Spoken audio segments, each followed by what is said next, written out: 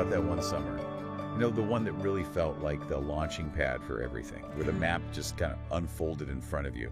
Nothing but possibility. Yeah, absolutely. That's exactly where we're headed in today's deep dive.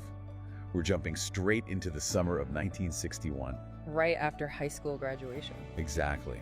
Through the eyes, the memories, of a young guy named Lee Livingston and his friend Dango. And the lens we're using, it's excerpts from Lee Livingston's memoir, In the Rearview Mirror. That's the one. It's his look back, years later at that really formative time after they finished up at university school in Cleveland. Precisely.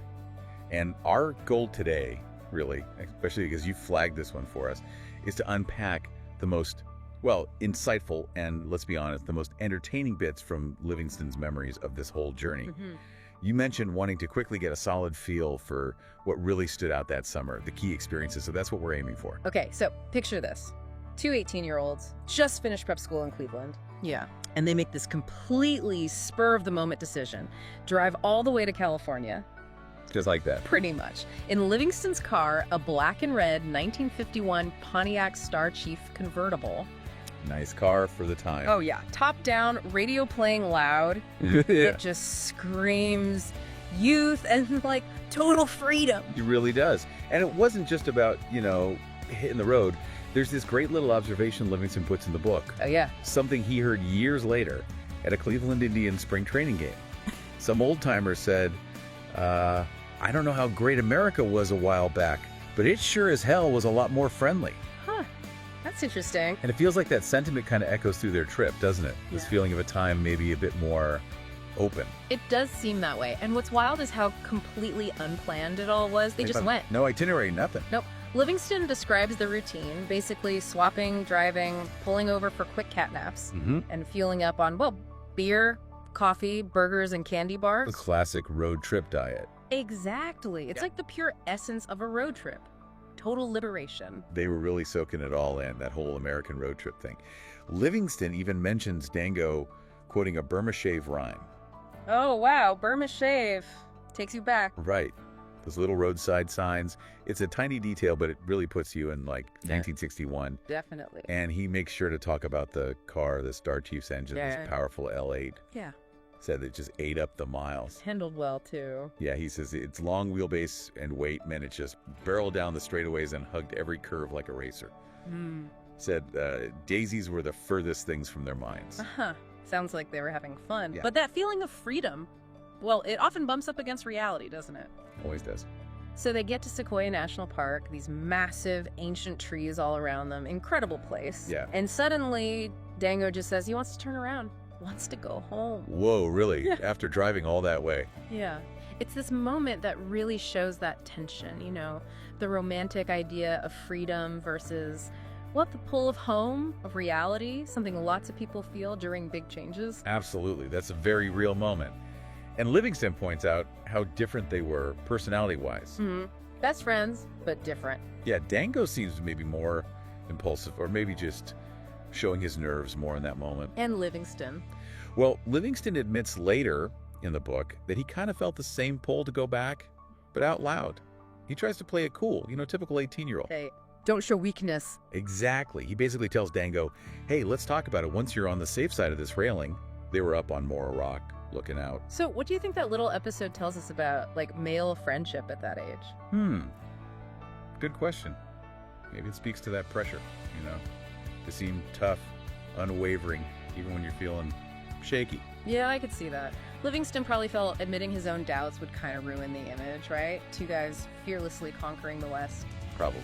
Yeah. But it also shows they were close, That Dango actually said it, voiced that vulnerability, even if it passed quickly. True, and Livingston's reaction, even if it seemed a bit dismissive, maybe it was his way of saying it's okay without actually saying it, a way to manage the anxiety. Could be. And it's telling that Livingston admits, internally at least, that the fear of his father's reaction was a big part of why he kept pushing forward. The parental factor still looms large even when you think you're free. Exactly. Wanting independence, but still tied to those expectations. So after that wobble, they have this very relatable experience at the employee dance at the rec center there. Oh, yeah. Livingston paints this funny picture, teenage energy, hormones, awkwardness. the whole deal. I can picture it. And Dango, apparently true to form, immediately zooms in on the younger, newer girls who just arrived. Sounds like Dango. Yeah. That classic dynamic, right? One guy jumps right in. And the other hangs back a bit. Yeah. Livingston mentions Dango dancing with this girl who barely reached his chest, giving Livingston this, sheepish grin over her head. Funny. But then Livingston has his own moment, right? With a girl named Barb. He does. He describes this really intense eye contact during a Roy Orbison song, which, for an 18-year-old who hadn't kissed anyone recently, it felt like a huge signal. The power of Roy Orbison. Apparently. Yeah. So next slow dance, they're together, and she's looking up at him, big blue eyes, the whole thing. Okay. Sounds promising. And it leads to this potential California weekend. Barb invites him down to Long Beach for a family thing, even says she's got a place for him to stay. Wow. The ultimate summer dream unfolding right there. Sun, surf, maybe more. He is totally on board, immediately starts mentally rearranging his work plans with their friend Joey Bursop back home. Priorities. Exactly. So they're driving down California Route 99, the Grapevine. He notes it was mostly 4 lanes even back then, making good time, until things take a sharp turn. They witness this car accident, a truck full of produce involved. Oh, man. And shortly after that, bam, pulled over by a farm couple who also saw the wreck. Okay. And suddenly, those beer cans they had open in the car become a very real potential problem. Right. Forgot about the beer. Livingston thinks fast, hides the cans.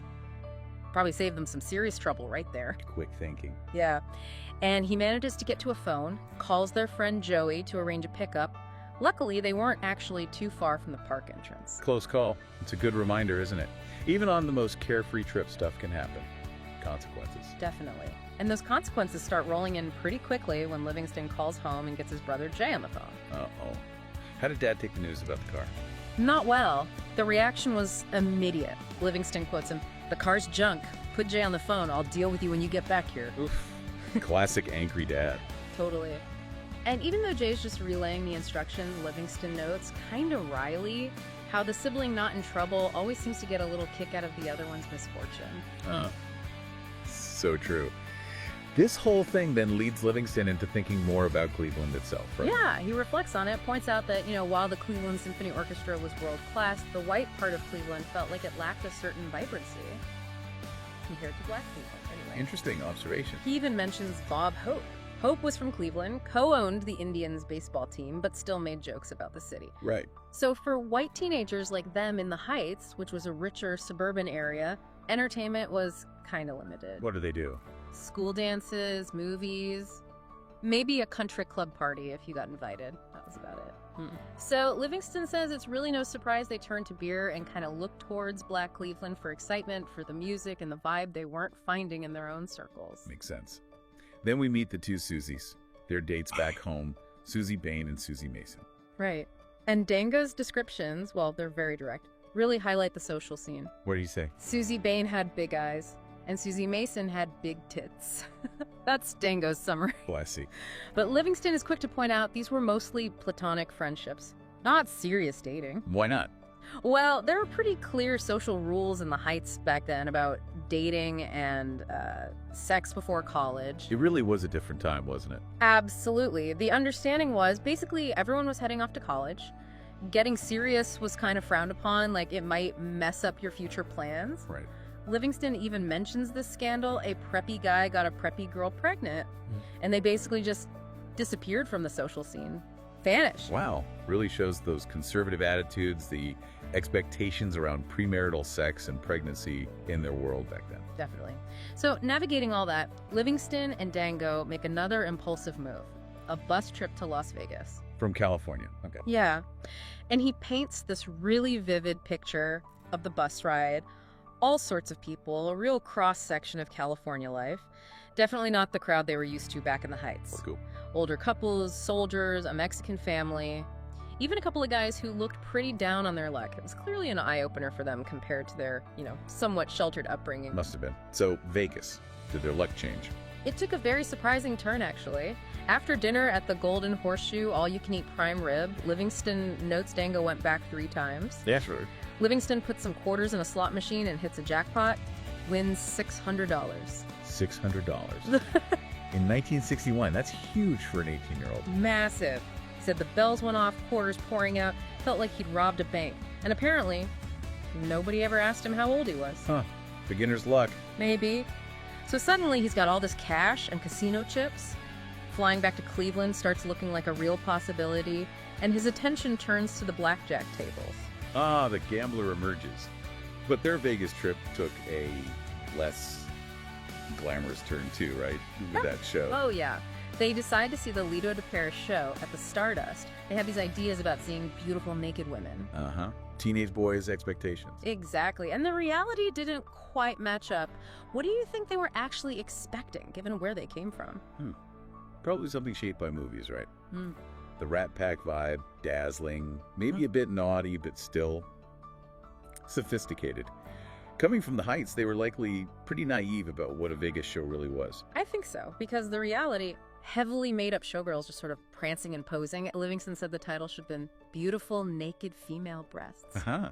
Not quite the allure they imagined. Not at all. He described them as statuesque, sequined outfits, but mostly just standing around, definitely anticlimactic. So they were disappointed. Pretty clearly. He said the only act that was even slightly teasing was some dancer with huge white feathers who didn't actually reveal anything. After a couple of expensive beers, they just walked back to their motel kind of laughing about it, but definitely underwhelmed. And it's in that mood that Livingston mentions seeing Blake Starr at the South City. Right. Which was a totally different experience, a complete contrast to the Lido. How so? Blake Starr, she was apparently the real deal. Came out in this Dale Levens type outfit, gradually took it off.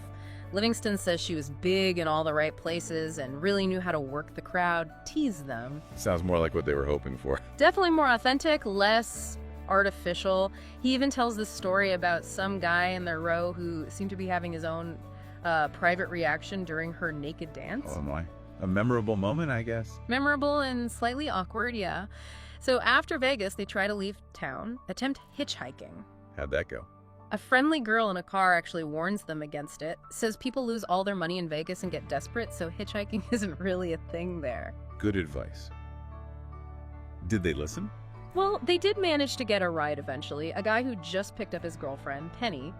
He takes them as far as a smaller casino outside town, thinking they'll have better luck catching a ride from there. Makes sense. Their next ride takes them towards Arizona.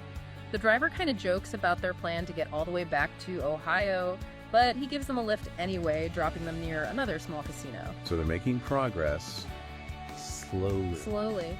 And Livingston admits here he's starting to feel a bit anxious, nervous about getting arrested in Arizona. He remembers getting into minor trouble back in the Heights, where the police were usually pretty lenient with kids like them. Oh, but Arizona might be different. Exactly. He's aware the Highway Patrol has a tougher reputation. Probably seen shows like Highway Patrol with Roderick Crawford. Right, that old show. It's a sign they're realizing the world is bigger and maybe less forgiving than their suburban bubble. He looks back later and thinks about how reckless they were, being open beers in the car, speeding, and he figures they were just lucky, partly because there were simply fewer cars and fewer police on the roads back then compared to later years. Could be true, but then impatience gets the better of them. It does. They make a pretty risky call in Arizona. Hop a freight train. Whoa. Seriously. Seriously. Livingston calls his mom, but totally downplays where they are and what they're doing. You know, the classic teenage, don't worry mom move. Of course. While trying to grab some dinner before finding a train, they're at this market and see this kind of weird scene, an older guy meticulously reading Vogue magazine and spitting into a spittoon. Huh. Another one of those random, vivid details Livingston remembers. He's great at capturing those moments, but Yeah. the freight train itself, not exactly the romantic adventure they might have imagined. How so? Well, they find a boxcar that's partly open, but when they look inside, there's already someone in there, and Livingston says the smell alone was enough to warn them off. Unsettling. Yikes. Okay, not so romantic. And there's a kind of uneasy feeling, this brush with something a bit darker. It wasn't the first time Livingston saw that side of Dango, right? He mentions a party back in Cleveland. Yeah, a flashback. Yeah. Dango gets into this really violent fight. Livingston actually has to physically pull him off the other guy. Whoa, that's intense. A big contrast to the carefree road trip vibe. Totally. And afterwards, Dango just breaks down, crying, asking why his mother doesn't love him. It's incredibly raw, vulnerable, Shows there was a lot going on under the surface for Dango. Sounds like it. And Livingston reflects on that relationship between Dango and his mother, Elaine. He remembers her making critical comments, comparing Dango unfavorably to Livingston himself. Ouch, that's rough. Really rough. And ironically, Livingston says he often wished he had Dango's outward confidence, even while seeing this vulnerability. It's complicated. Then we get another flashback, right, to university school, to understand their rebellious side. Yeah, the stupid endeavor, as Livingston calls it. They published this satirical poem in the school newspaper. What happened? It got them suspended, almost expelled. It just escalated somehow into this huge school-wide scandal. Wow. Just goes to show, again, that kind of privileged but maybe somewhat constrained world they came from, where a prank could blow up like that. Exactly. So, back on the road trip timeline, they're hitchhiking again, this time through New Mexico. End up in a diner. Another diner encounter. Yep. The waitress, other customers, they're all kind of amused by the freight train story. They start sharing stories about some local railway worker named Perry Carter. There's this sense of connection, community, even with strangers. It's a recurring theme. Seems like it. They met a lot of interesting people. They really did. And then there's this surprisingly prescient conversation with a young guy named Steve. Oh, yeah. About what? They're talking about the Korean War armistice, and somehow it leads to Steve mentioning Green Berets being in Laos and Vietnam. In 1961. Yeah. It's just this casual mention, but looking back, it's this little hint of the massive conflict brewing in Southeast Asia, something most Americans weren't really aware of yet. That's chilling, actually. Yeah. Shows how much the world was changing right under the surface while they were just focused on their own adventure. Exactly. And speaking of risk-taking, this prompts another flashback to Dango and his friend Big John Quirk back in Cleveland. What were they up to? They had this incredibly dangerous habit, drinking beer while sitting on top of radio towers in the suburbs. Are you serious? Yeah. Radio towers. Dead serious. Livingston says he went with them once, climbed nearly 200 feet up, hanging on with one arm, holding his beer with the other. Oh my God. He quickly decided, yeah, that's not for him. I don't blame it. Did they ever get caught? They did, eventually. One snowy winter weekend, they packed beer and snurm in newspaper bags, climbed this icy tower in a place called Brook Park. Right, and the police showed up. Yep. Lights flashing below. They were sure they were busted, going to jail. But the cop who got them down, he recognized them. Saw they were boys from the Heights. That again. Yeah, so he basically just gave them a stern warning and let them go. Another example of those social dynamics, maybe getting a bit of leniency because of where they were from. Interesting. Okay, so back to the main trip. Their travels then lead them to meet Lon and Noanna. Right.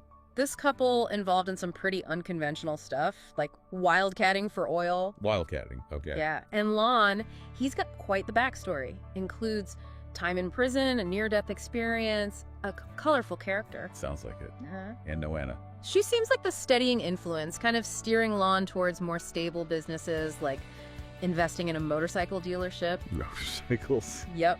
And as soon as Dango hears about it, he declares he's getting a Triumph motorcycle next year. Just like that. Another impulsive Dango decision. Totally. And Lon's business ventures keep evolving. He starts selling Honda motorcycles, eventually owns an assembly shop. So Lee and Dango end up traveling with them. For a while, yeah. They get a long ride in Lon and Noanna's Cadillac, heading towards Oklahoma. Okay. Yeah. What happens there? Well, they stop in Elk City, Oklahoma, and Livingston, feeling maybe a bit awkward, asks Lon and Noanna if they're actually married. Bold question for an 18-year-old. Right. And Lon launches into this long, rambling, but kind of unique philosophy about business, relationships, life in America. Livingston says it was different, but made a weird kind of sense, at least for Lon. Ah. And then comes this surprising moment. Livingston glances in the rearview mirror Yeah? and sees Noanna resting her head on Dango's lap in the back seat. Whoa. Okay. Oh. That's unexpected. Definitely unsettling for young Livingston. And it prompts him to think more seriously, maybe more maturely, about sex and relationships. How so? He reflects back on their earlier experiences, junior high fumbling, then high school, where he says sex and beer became the two primary weekend preoccupations. Sounds about right for high school. Yeah. And he remembers these frustrating times with girls where he tried to be the nice guy, but it just seemed to backfire or be misinterpreted. Ah, the eternal struggle. Right.